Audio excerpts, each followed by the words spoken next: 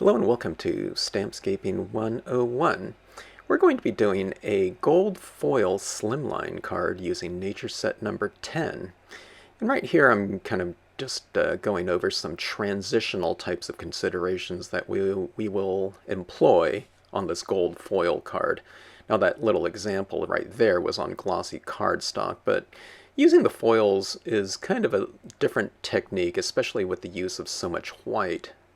Okay, now gold, and such a reflective type of gold surface, it's not something like a iridescent type of foil, but more of a like a mirrored, chromed type of foil here. So you can see just with the reflections in there, it will depend on what's being reflected in the foil as to what will show. So I'm having to block out a lot of the foil in more of it's almost opaque, but somewhat of a translucent layer. Okay, now see, I've added a lot of the white Brilliance pigment ink over the top of it, but you still see a lot of the gold showing through the areas that doesn't have a lot of buildup. And you can't really build up too thick of an application of this pigment ink. Maybe, if I had a super juicy pad and we were just slathering that, the foil, maybe you can get a really opaque amount of coverage with that. But for the most part, it's translucent. So I'm going to be playing around with that. And it's okay to have this translucent type of coating on here because having that gold kind of showing through, you get a little bit more of a kind of a continuity with the surface rather than having kind of thick layers of some sort of substance just completely blocking it off, okay? Now, one of the big parts about this whole process here I'm mentioning, okay, that's where I'm going to be putting that sun. So I'm putting a kind of a white flare down and kind of targeting the center of it a little bit more. Okay, but see how blobby everything is? That area on the bottom, that kind of I don't know what you call it, that kind of rounded type of formation on the bottom, that's going to be my foundation for my chapel. And the chapel is that kind of blob. I don't know how else to describe it, but that blob, that thicker blob of white paint on the right hand side, and then the sun will be right above it. So I've applied a little bit more white pigment ink in those areas. Okay, now we have to heat set this ink here in order for it to accept the black ink or to have the best chance of it accepting the black ink. If you stamp kind of a wet, thick ink into a wet, thick ink, it might not transfer to the surface, so you have to dry it. And I'm using Brilliance inks. Okay, these are Brilliance pigment inks. They are different than any other type of pigment ink. And I'd highly recommend you get at least a white and a black because it'll open up so many different stamping surface possibilities for you, including this one, which is probably the least favorable type of stamping surface you can possibly use because it is a very, very non-porous type of foil. And even in the foil families, this is really a very sealed off in comparison to something like a Recollections foil, which is thinner and it has a lot more texture to it and is more absorbent to different types of media. Okay, now you can stamp something like a StazOn type of ink onto the surface right here, just directly onto the foil, but you can't do this kind of blending of medium or media like you can with the Brilliance inks here. Like I spread all that white ink around. Like a StazOn white would just dry instantly. You wouldn't be able to spread it around like that. Okay, so I'm stamping over the top of it with the Brilliance black. I could probably use the StazOn for the imagery here though, okay? But for that white, definitely not. And then I'm going to be doing some shading effects after my images here, and that's where the Brilliance really comes into play as well, because you can spread that black ink around. Okay, so I'm just talking about the placement of that chapel.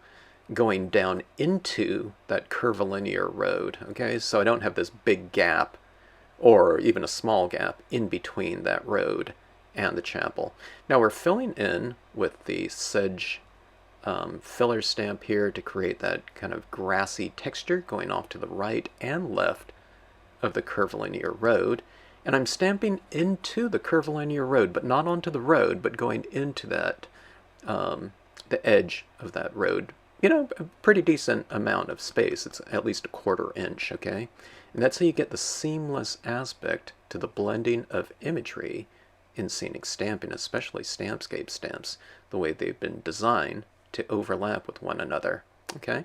Now we're going on with the tree cluster, and I'm using the tree cluster here in its entirety, but now we're just going to mask off the horizon there, and I'll stamp a smaller portion of the tree, just the tops, maybe about 1/2 of the image. And then we'll go over here and we'll stamp another full impression. No, I go for half one again, right on the horizon. Another full run there going below the horizon, another partial right there. That one was just the tips of it. And then we'll make some smaller trees in the foreground using a smaller portion of the trees, okay? So you just mask it off and stamp it as many as you want. You can create a whole forest if you want to with one stamp. Okay, now all that black ink is wet still, okay? So you just have to be a little bit mindful when you're doing stamping on foils, because that ink will stay wet for, you know, a little while. It'll air dry, but we can really expedite the process with the use of a heat gun. Okay, so I'm talking about the placement of our sun, and I'm just going to stamp the sun on this foil in black ink. If I don't do it in black ink, it won't really show because this is a very reflective surface. But what I was mentioning right before when I was holding up those examples is, if a sky is going to be high noon and you're doing it in cardstock and it's going to be a blue sky, I would stamp the sun in blue. If you're doing a sunset scene and you're going to be doing a colored scene, not like this one, I would stamp out the sun in a warm tone using a color from that color scheme. So sunset, maybe it'd be stamped in pink or orange or red or something like that. But in this case, we're just stamping it directly in black. Otherwise, it won't show up. We need something substantial. See, it doesn't even show up. It's not like, oh my God, that is it's a black sun or something like that. It's an airy sun defined by the edges. So it's a reverse impression of a sun. So I just stamped it in black, okay? Okay, so this is, I think I heat set this here. I'm not sure. I heat set in layers if I'm going to be putting something directly over all those wet black images now. What I would do is I would heat set it, but if there's other areas that I can take care of first, I usually do that and just heat set all at once. Okay, now the brilliance ink is pretty apparent when it's dry because it goes from a wet, glossy looking impression when it's still wet, but when it dries kind of like a flat black, okay? And it gets, a little bit duller. It doesn't look like a 100% black. It looks more like an 80% gray, I would say.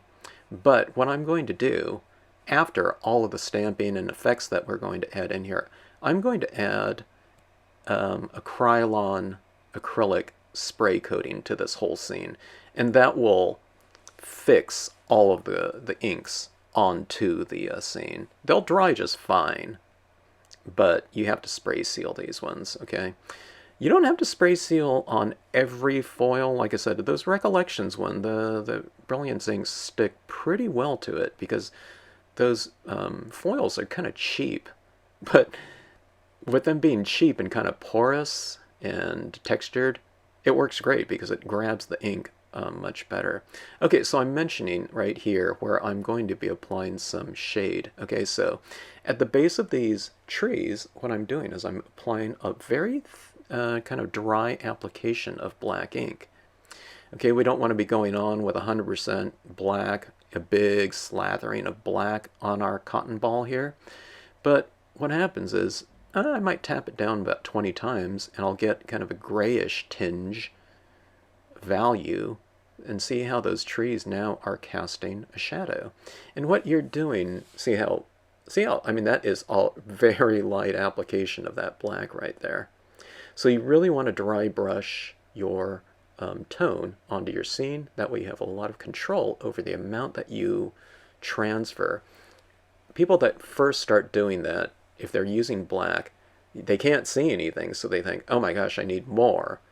But just stay with it, and if after about 15 taps you can't see anything, and then using a more firm tap you can't see anything, then re-ink. But always start off with a very dry version of this for this type of purpose right here, and again, that you get a lot of control over it that way. When people try to rush it, like they expect to see a big, application of black in 1 or 2 taps, they often rush the process, and they just use too much, because when you're using black, you're used to seeing black. But what we're going for with this black, or this type of usage of media, is we're going for, like, I don't know, a 5% version of black, so much a gray. Now see how those shadows underneath all of my objects are starting to, they anchor the objects down, and they reiterate lighting. So if you're stamping a shadow underneath the tree, you're saying that lighting is coming from above, like in the sky. Okay, now I like to, what I call tip my edges. I go and I add a little bit of black tone around on the 4 corners. Oh, I forgot about that one tree there, so I'm anchoring it down. See that shadow now that it's casting? So by doing those shadows like that, what you're saying is the objects are opaque, so they can cast a shadow. They're not like transparent figures within your scene that don't cast any shadow. Alright, so going in and heat setting those shadows down now. The heat setting is kind of more for, if I don't put my hand in it or something like that as I'm working on the scene.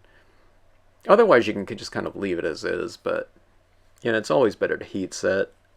And it doesn't permanently affix anything. Like if I took a paper towel and I just rubbed all of those images out, I can probably almost remove all of the white ink and black ink that I've already applied on there. It'll probably scuff up the surface of the foil a little bit, but it probably could be removed. Okay, so I'm going to have my vanishing point right in the center of that sun, okay? So these light beams are going to emanate from that point in an angle. So hopefully I'll be doing these beams at different widths and at different strengths, okay? And that makes these beams, these light beams, look more realistic. Now, see, I'm doing such a long light beam. I usually don't do them this long, since I'm working on this slimline card, so my paper kind of moved on me a little bit. See, it's getting whiter over there onto the right, I can see. But see, right here, what I'm doing is I'm dissipating the beam a little bit. Farther away from the source of light, the sun, I have less ink being applied, okay? And you can have it at different strengths during the beam, too. You can have it, see, it's a little bit lighter and white, closer to the light, and then as you move away from it, you just apply less ink, okay? Okay, now that's just one beam, so we'll start to fill it in. I don't have a set plan. What I do is I just do one beam at a time, and I let it kind of, I don't know, dictate how the next beam is going to be applied, how thick it is, in terms of the amount of white pigment ink, and how wide the beam will be. Okay, now I'm showing right now that chapel right there. Here's a little thing you can do too. You can have the beams coming from behind something and in front of other things. So I'm putting it behind that tree and steeple there, okay? But I'm going to be putting it in front of other objects. So what you have is this beam kind of meandering through the imagery. It doesn't have to be in front of everything. What you do is you have it going behind something and in front of something else, And that way it looks more three-dimensional that way, okay? Now I have it going into that tree a little bit, otherwise it looks kind of funny. So see that? So you don't have to do any careful masking. You can go into it a little bit, but there's the beam behind that tree, and then coming in front of the other trees like that. And you can do that throughout the piece if you want to. It's fun to play around with those types of dimensions. And one thing I should note here is that when you apply this white pigment ink over whatever you're applying it on, typically a darker background, otherwise you're not going to be able to see it. But the wet white pigment ink always looks lighter than how it will look when it dries. Okay, so you can just put it on to the point where it looks good, so you can get a feel of how kind of more transparent the beams become. They don't become transparent, but they move towards transparency. The white ink isn't getting darker. It's just getting more see-through as it dries, okay? So I mean, if it gets too see-through for you and darker, all you have to do is just reapply another layer of this white pigment ink over the top of it and allow that to dry. And the more you build up like that, the more you move towards opacity, okay? All right, now see that? I'm kind of framing off that chapel a little bit too. The chapel too, I mean, it looks more three-dimensional this way by having that beam go in back of it and in front of another tree on the image itself. Okay, now with this beam right here, I'm going to be careful not to make a full beam because I plan on using a quote stamp in there. So you can see I'm applying it, but I'm leaving kind of a gap in the beam, okay? And that's where I'll be applying a quote stamp in white ink. If that beam is really strong and I stamp white over white, then you won't be able to read the text as well. So I left that kind of gap in there. Now, if you ever apply too much of this white ink, like I said before, you can just wipe it off and start over again. Now, it's not going to be good if, you don't like some kind of the beam where it's over the trees. You don't want to wipe off that beam because you'll be wiping the trees out. But if it's just on some bare gold, it's no problem to wipe, that beam off. Okay, I'm going for a really narrow beam here. And another thing too, what I mentioned in the scene, which I've done in previous scenes as well, is sometimes I go with a very narrow beam right in a wider, darker beam, okay? So you can do that too.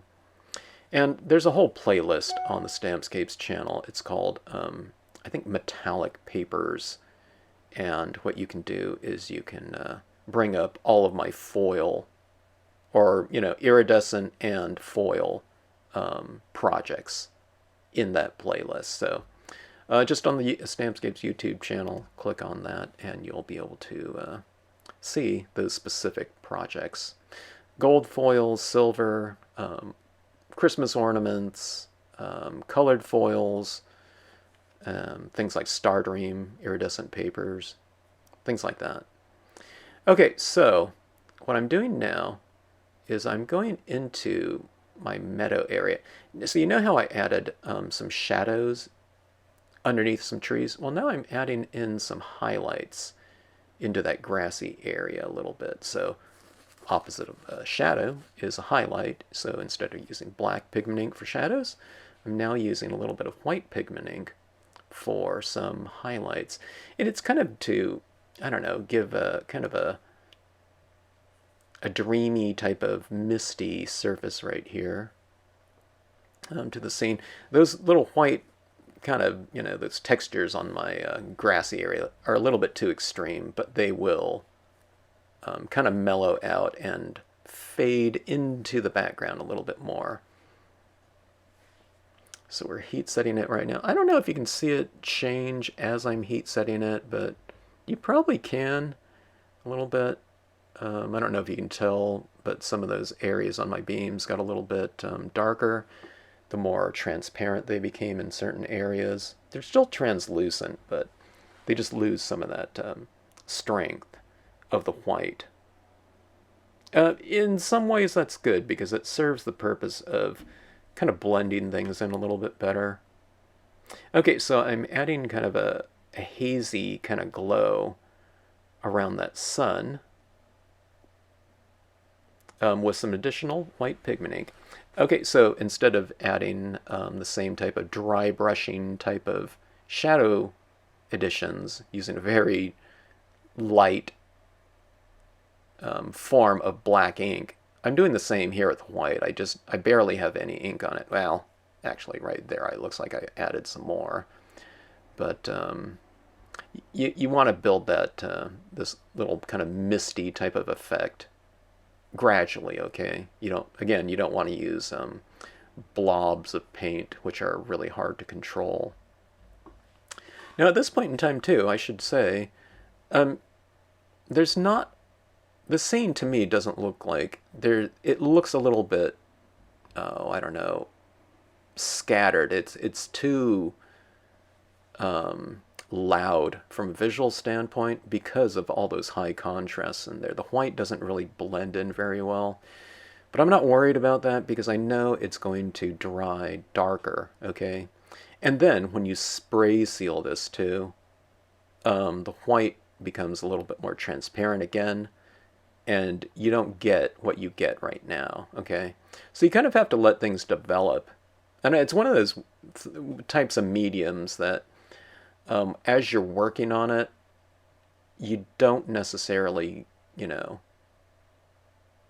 get what you see in the end result with this. But it works towards your benefit. It doesn't work in a direction where it looks good, but then when it dries, it looks terrible. It's the opposite, okay? Everything kind of blends together a little bit more because you get the incorporation of the surface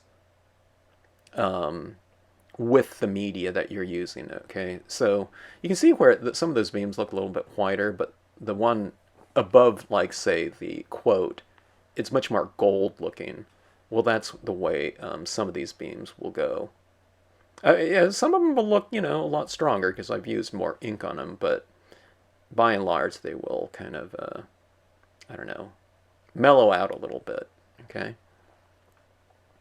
Okay, so oh, do you see that little rainbow right there? I left my heat gun on that part of the foil a little bit too long. It's good for something when you're doing it on purpose, and I think it looks pretty good here, but just be careful about that with any of your foils. Primarily the silver and gold one, if you buy the same one that I bought. By the way, speaking of that, I don't know.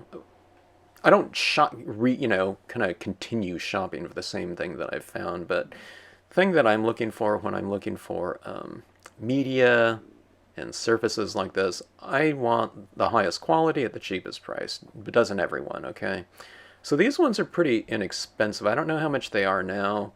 Papers are going up in price, but I bought a 60 pack of these, 8.5 by 11 pieces of foil. And at the time I bought it, it was about $17 on Amazon. I have links to all these things below. Use it as a kind of a starting point, though, if you want something like this. I bought these foils, though, to do kind of like card mounting. I really wasn't thinking about stamping on them, I don't think. But when I started stamping on them, it was like, oh my gosh, this is like so much fun. These surfaces are so reflective and dynamic. But the Brilliance inks really allow us to do that. Okay, these are the two fences. I have it flanking our road. I didn't have room for it to use a lot of it, the fences, but I felt that those fences really grounded this scene a lot more, having that kind of darker type of imagery in the foreground. I guess I could have used some larger trees too. That would have been good, and to stamp them right over the top of those beams. But the fences provided a nice visual lead-in, okay? Okay, now, from a textural standpoint, we have that foggy type of mist going on in the background. But I like the use of some splatter-painted watercolor paint. In this case, it's Dr. Martin's Bleed Proof White. And it tends to unify things, okay?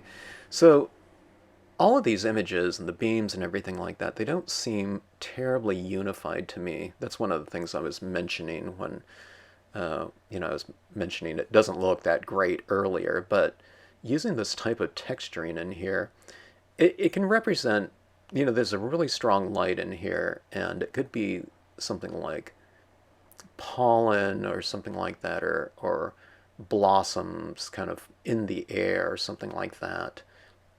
If you get a larger dot, it could represent something like a lens flare. But just this texturing in here, and this illumination through the piece. This gold is really, really bright and reflective, but it can also be very dark. You can see that dark portion of it where it's reflecting, my ceiling right now. So these little dots like this throughout the piece really bring it to life even more so in a very light way. They're small because they're little specks of tiny, tiny little white dots, but they're very effective in kind of the unification of imagery, space, near and far, and value in that it's something light over the top of something dark. It's crisp over soft too. I think that's what I needed. I need a little bit of a crisp element in here with all of that white pigment ink added into the piece too. Okay, so we heat set that. And now what I'm going to do is I'm going to go in with some specific applications of white acrylic ink using a extra fine point acrylic white paint pen, okay? And what this, to me, will represent, I need it, these can either be highlights, you can add highlights with that, but I thought some dots on the grassy areas within the piece will look kind of interesting, okay? So as I'm applying some of these white dots down here, to me they represent flowers, like a white flower on the grass in spring, like a pearly everlasting or something like that. What I do is I kind of group these little dots in here. And as I was doing this too, one thing that occurred to me is as I'm going over this dried pigment ink, especially in the black areas, okay, where I've added shadow, or if I'm adding those little dots over something dark, it started going up into my pen tip. So you just kind of scribble it out a little bit and get it flowing, and that'll come right out of there. I used to use a white gel pen for this, and those worked pretty good, but the roller tip of the gel pen makes it harder to use over media that has already been applied because some of that media can roll up into the roller ball. Okay, so adding it in, these little dots can be pretty opaque with the white paint pen, but here's what I'm doing. I'm adding a larger dot here and there. Well, I'm still adding a little bit of highlighting in here, but I was adding some larger dots to contrast in size against some of those lighter, very small little specks of splatter painted white, okay? And what these larger little dots will represent will be something like a, it could represent something really close to your eye, I guess, in terms of that pollen or whatever, but to me it will represent something more like a lens flare if you have a camera and you're kind of aiming it right at the sun or whatever light source. And it just kind of makes it brings something into the foreground that's larger, that's also representative of a light element. In this case, it's something floating in the air that's being illuminated by that, the strong light beams or strong light source, okay? So right here, I'm just adding a very dry application of ink around some of those dots, those larger dots like that.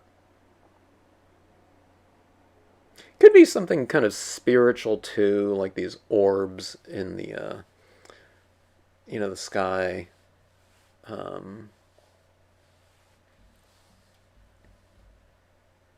I don't know.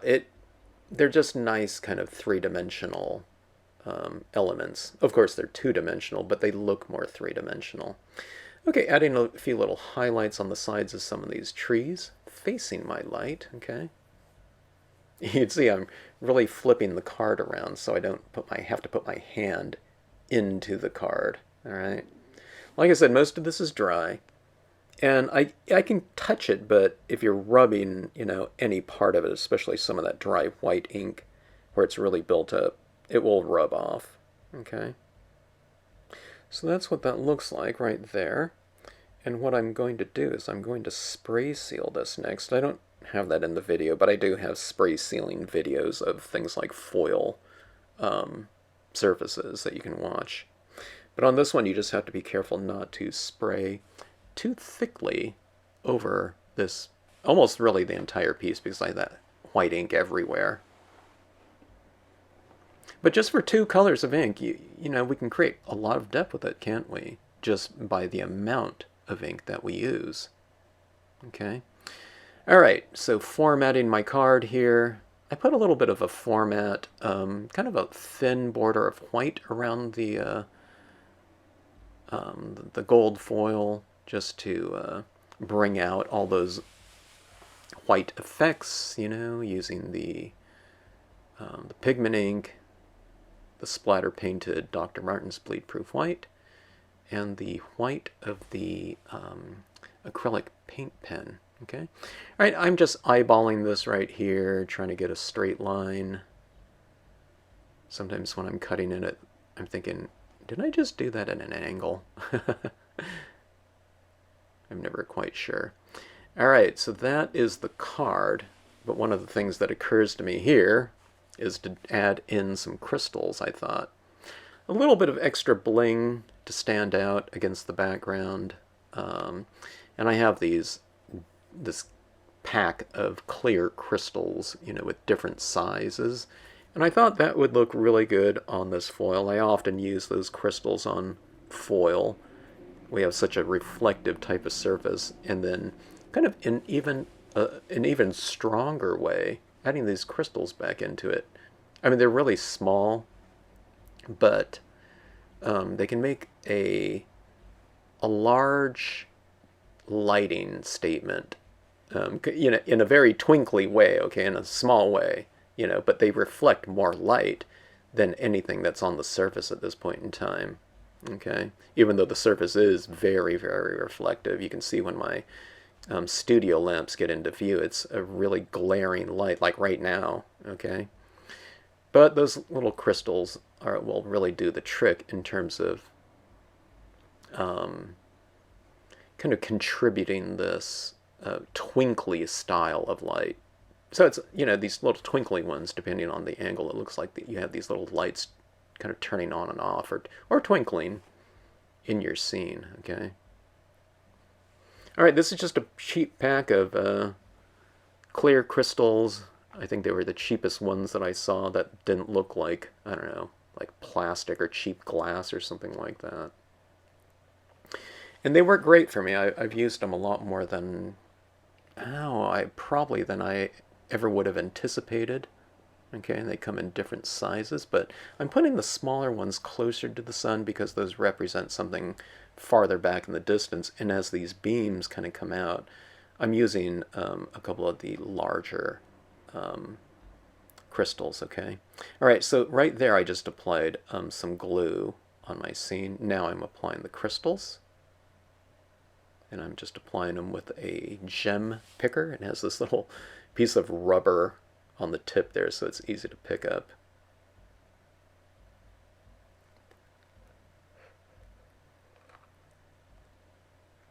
Okay, that's it for the smallest ones, and I'll go with some larger ones here. I think I went with 3 different sizes of crystals. Crystal rhinestones. Here we go with the bigger one. I wasn't thinking about using these, but I thought, those little ones look pretty good. And I thought that this surface could certainly handle the larger crystals in terms of a texture. All right, and there you have it. There's the finished card. Hope you enjoyed it.